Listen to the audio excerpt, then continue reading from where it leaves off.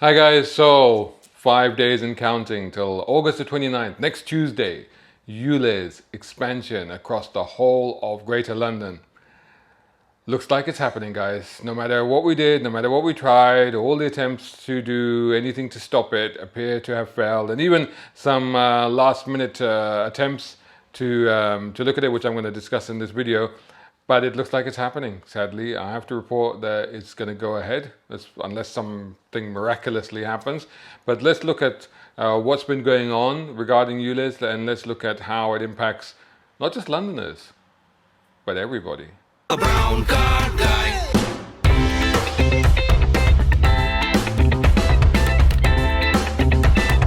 Brown car guy. Right, so as I said, it's coming, it's happening, and the thing to remember is quite interesting because Peugeot manufacturer has finally put out a press release about ULEZ, and it's kind of sad really because it's like all this time we talk about mainstream media, actually mainstream automotive media in particular, and certainly manufacturers. None of them have done anything. None of them have come out and spoken about this. Certainly not spoken against it. And even when the manufacturer puts out a press release, the Peugeot has put out this release. And there's some interesting stats in the release, which I'm going to get to in a minute. But ostensibly, this release was put out because it's as a marketing exercise, basically. So Peugeot have basically gone, okay, there's a marketing opportunity here, so let's put that out, but also then let's put out some information as well at the same time. So and to be fair to them, what they're doing is they're offering $3,000. So if you get your $2,000 scrappage fee, what Peugeot is saying is it will give you another $3,000 towards your next EV if you buy a Peugeot E208 or an E2008. So fair play, they're giving you a manufacturer subsidy, so that adds to your $2,000 that if you up to $2,000, I should say, that you might get off the scrapper scheme from the government. That gives you $5,000 off something like a Peugeot E208 or a Peugeot E2008. But as part of that press release, they then did a bit of research. They put in a Freedom of Information Act to find out like how much money have these zones earned. And the thing, all those people that say, well, this is just London problem. It's London. Why don't these Southerners just pay up the ULEZ? Why don't they just get a new car? What's the big deal? So it's not going to affect us because we're not in London, so we're fine. Well, it's interesting, because they've highlighted the fact that in fact, there are 13, you can call them clean air zones or ZEZ, which is zero emission zone. I'll come back to that in a minute. And of course, ULEZ, which is the ultra low emission zone, which is in London. Currently, obviously already exists in London since April in central London, and then since 2021 in inner London, which is circled by the north and south circulars. And basically, they have established that there's actually 13 such zones already in the UK. Such clean air type zones are already functioning in the UK, where you have to pay or you can get fined. And in fact, I think Glasgow came online this summer, and next summer, middle of next year, actually 3 more cities in Scotland will also become CAZ, clean air zones. And so what they tried to find out is like, well, how much money does the government actually make from this? And what they found out is about £419 million was made since March 2021. This is what they're saying. And it's interesting to note that the majority of that, well over 300, or pretty much 319 million of that, is from the stricter London and of course the much more populous London ULEZ area. So that's kind of what they've established. Oxford has a zero emission zone, so the ZEZ, the zero emission zone, which technically is not actually possible, because even if you have an EV, you still get particulate emissions from the tires and to a lesser extent from the brakes. So slightly more. So compared to a normal internal combustion engine, you'll get slightly more particulate emissions from the tires, but you'll get considerably less from the brakes, to be fair, because EVs tend to use their brakes a lot less because they do their braking with the motor. Hence, you can drive them on one pedal mode and stuff like that. So, I mean, it's just worth reiterating the point that this is going to come out not just in London, but what happens in London then spreads everywhere. And of course, ULEZ is currently stricter than these other things, but this ULEZ will spread. And yes, I know Keir Starmer, which is probably going to be leading the next government by the sounds of it. I know he's already said that he's not going to extend it out to the rest of the country, but London's Sadek's problem. That's how he's brushed it off. It's like, oh, he's changed his mind because Uxbridge, even the Labour Party perceives that they lost Uxbridge because of ULEZ, and therefore that is the U-turn that's Keir Starmer has made in terms of saying, I'm not going to expand ULEZ to the whole country, and we shouldn't be doing it in London, the Sadiq's problem, but he's decided to do it. But the reality is that, he's saying that now because he's realized that he's going to lose votes. So politicians, what are you going to say? I mean, when they get in, could be a different story. And remember, the thing is that they're basing all of that on the cost of living crisis. So if by some miracle they manage to start to turn the economy around, they could go, oh, well, you're making money now, so we can start charging you. So, that would not be a surprise. But again, to the point that people think that, somebody sent me a message, I think it was yesterday or maybe earlier today, I can't remember. And they said that, what's to say that they don't move to Euro 7? And I'm like, well, there's nothing to say that they don't move to Euro 7. They could do that. There's no indication at the moment. I've got to be absolutely clear. There's no current indication. The current indication is that the ULEZ compliant cars are Euro 4 petrol and Euro 6 diesel. And in terms of bikes, it's Euro 3. So there is no indication whatsoever at the moment that there would be any intention of changing that when Euro 7 kicks in. But who knows? Nothing's off the table, right? And again, like I said, we're dealing with politicians here. As I said to the guy that messaged me, I said, well, this is why we needed to draw the line. This is why this was so important to stop this ULEZ expansion happening, because you can concede something that is justified, i.e. the current ULEZ, and I'll come back to that very importantly in a minute, but you can concede that. But when you look at something that is completely unjustified, i.e. the ULEZ expansion, then at some point you have to stand up and go, no, this is not justified. You have not sold this to us. You have not convinced us of this, and therefore you have to stop, because we the people are telling you to stop, because this is how democracy is supposed to work, right? Surely. And this is what I kept saying, is that the line must be drawn here.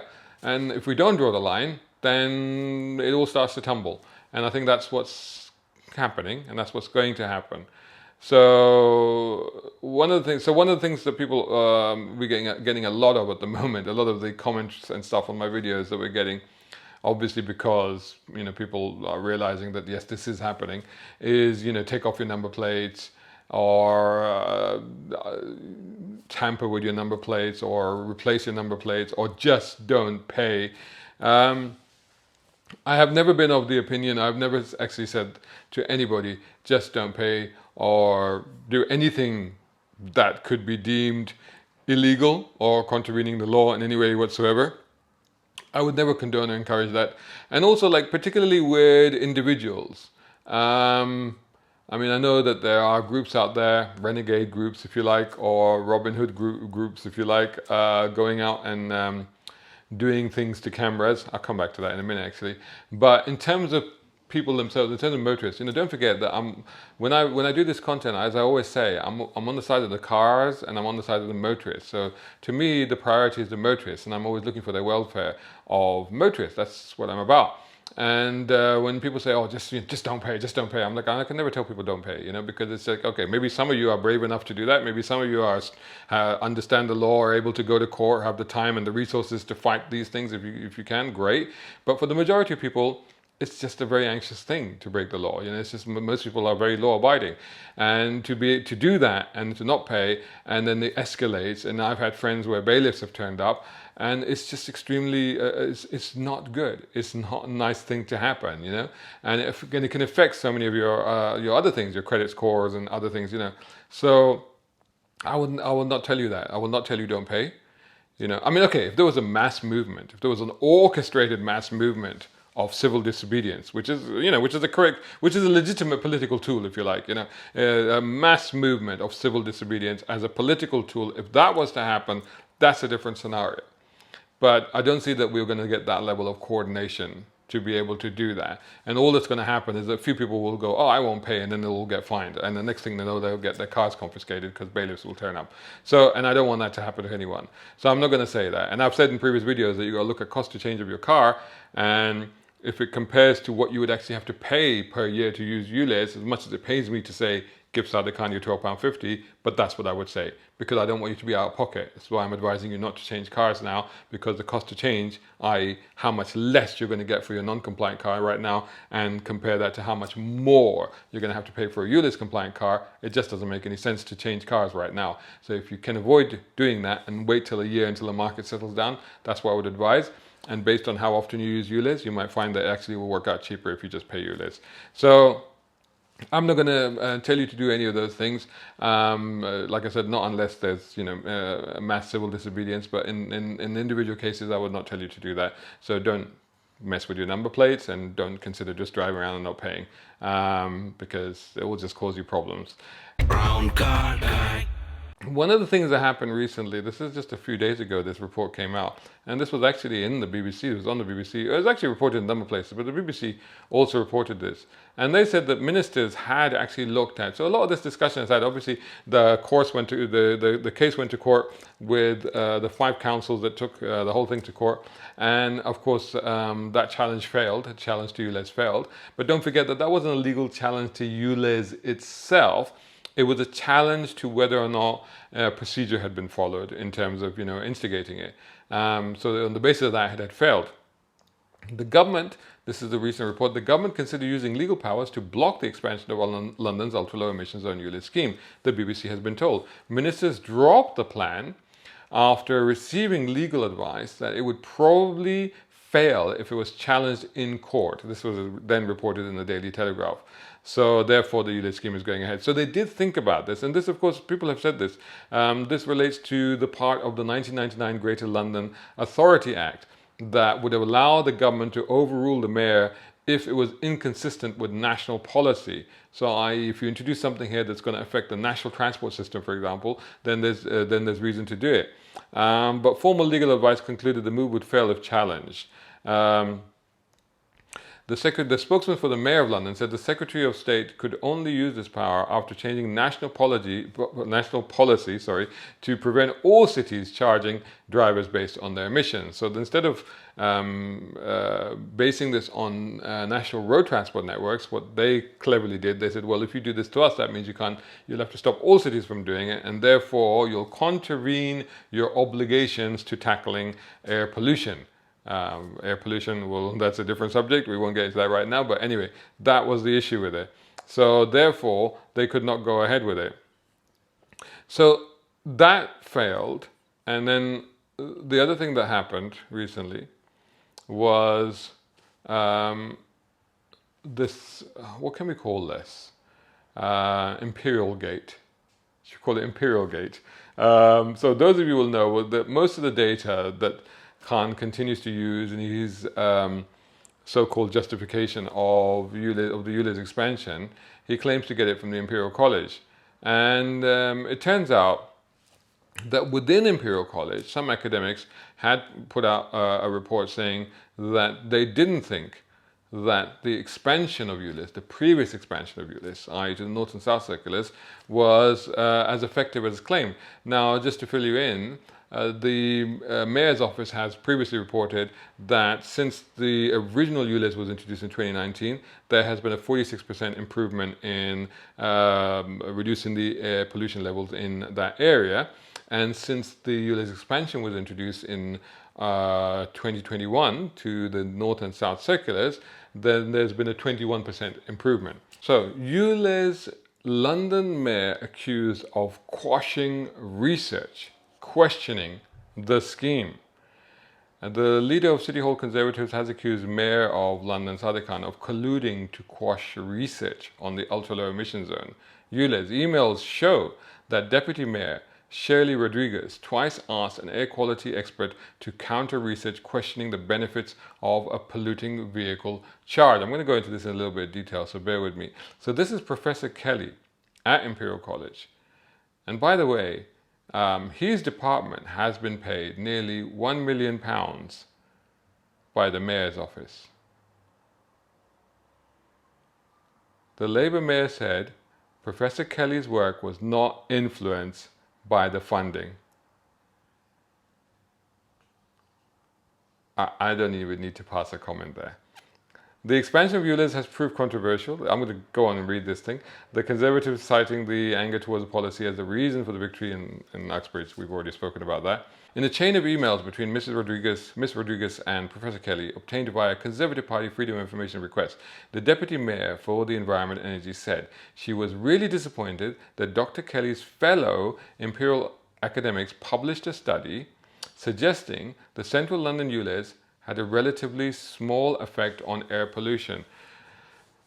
Now, this is particularly disappointing to me because I've always maintained and still maintain that I'm only against the expansion of ULEZ. I've never opposed the original ULEZ or the expansion of ULEZ to the North and South circulars.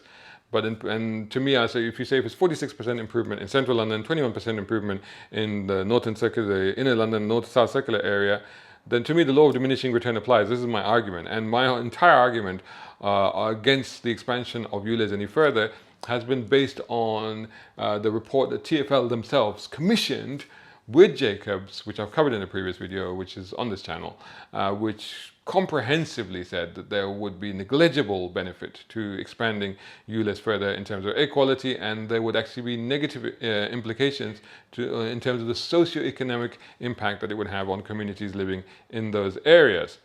Now here, one of the people, experts, whatever you want to call them, within Imperial College actually said they found that harmful nitrogen dioxide concentrations were reduced by less than 3% in inner London 9 months after the expansion of the zone, as opposed to, as I've just said, 21% that the mayor's office has said. Wow. And this kind of tallies with, I mean, you kind of understand that when, again, that Jacobs report said that there would be only 1.3% likely improvement in the outer London area as a result of the expansion that's happening next week.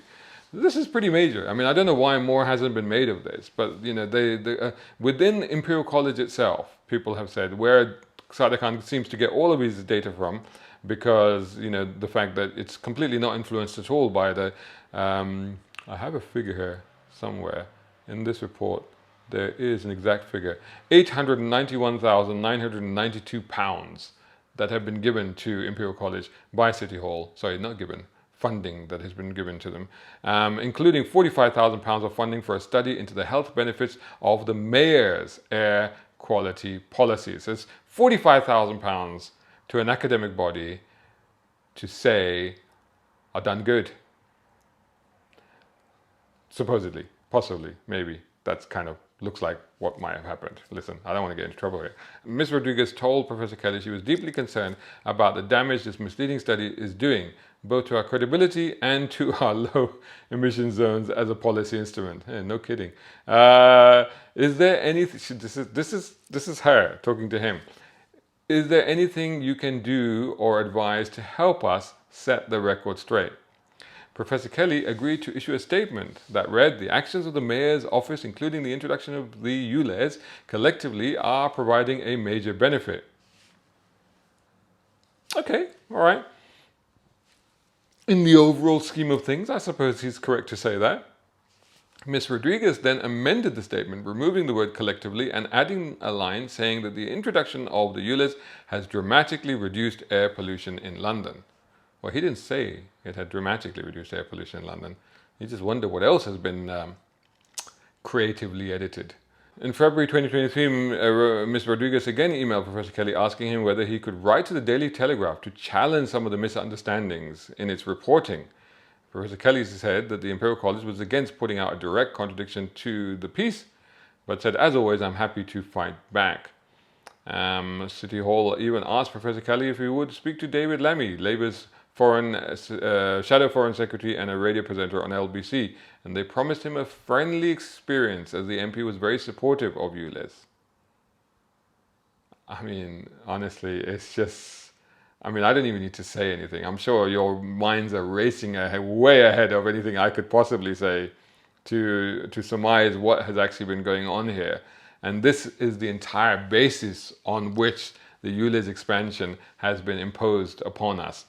Because of the reports supposedly that have come up independently and unbiased from Imperial College. Mr. Khan's spokesperson said, it's standard practice across the government. We commission experts to carry out research to inform on the work that we do. The ULEZ analysis from the engineering department at Imperial College only paints a partial picture, not accounting for the full lifetime impact of the scheme and only focusing on its immediate impact around its launch. So they're disagreeing with the experts that they say are the experts. I mean, it's quite troubling, isn't it? It is quite troubling. Brown car guy. What's been going on?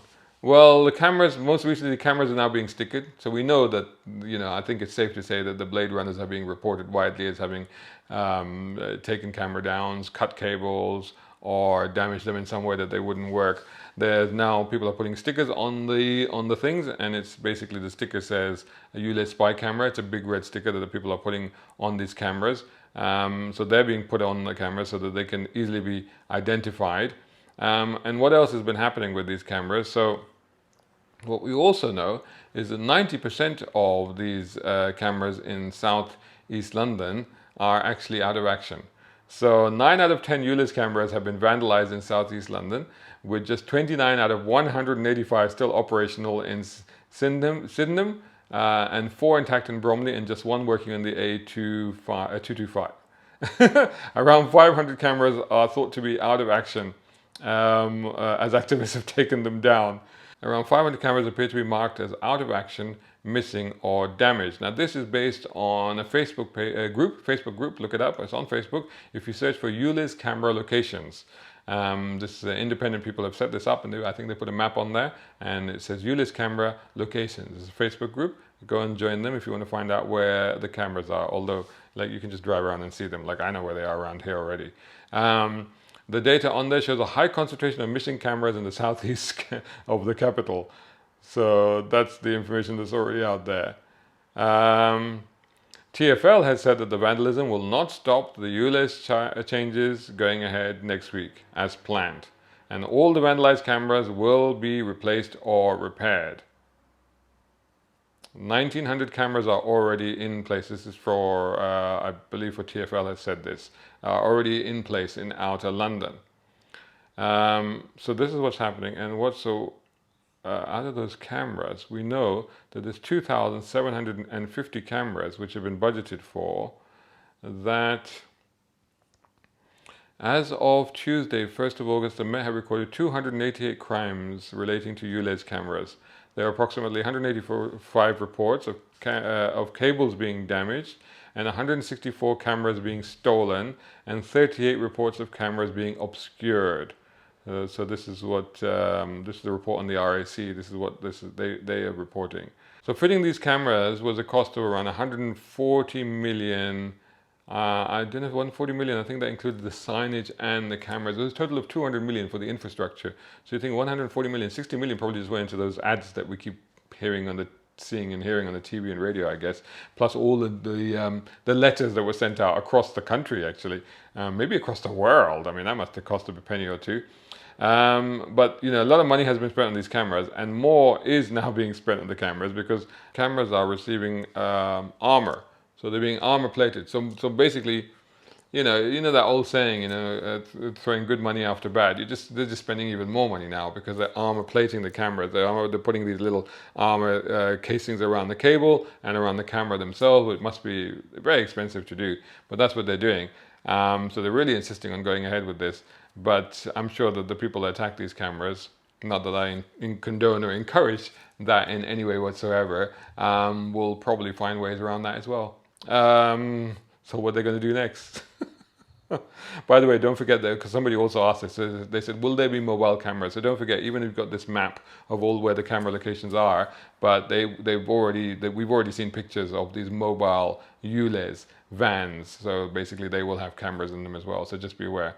So anyway, there you go. Enjoy your last 5 days of automotive freedom on London's roads if you have a non-ULEZ compliant car. And here in Northwest London, I see so many cars that are non-ULEZ compliant that people are still using, and I'm just not sure if they know what's about to hit them on Tuesday.